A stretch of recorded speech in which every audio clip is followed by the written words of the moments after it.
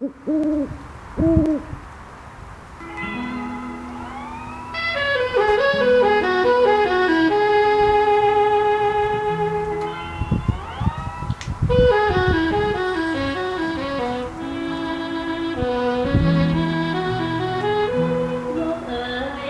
า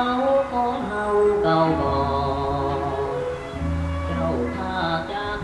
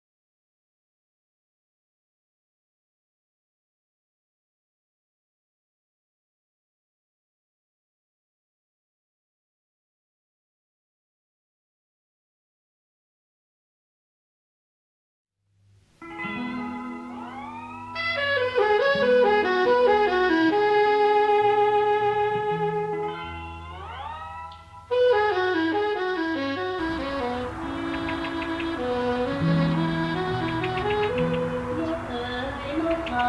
ของเฮาเก่าก่อนเจ้าท่าจากนอนลงผู้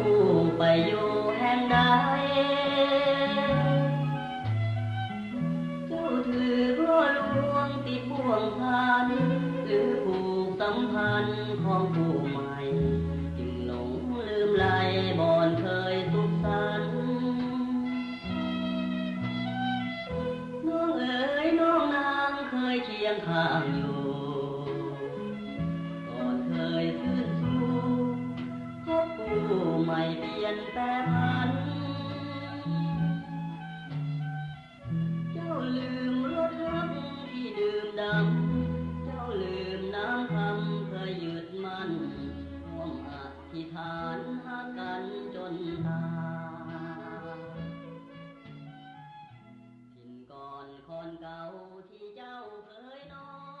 นเหลือเป็น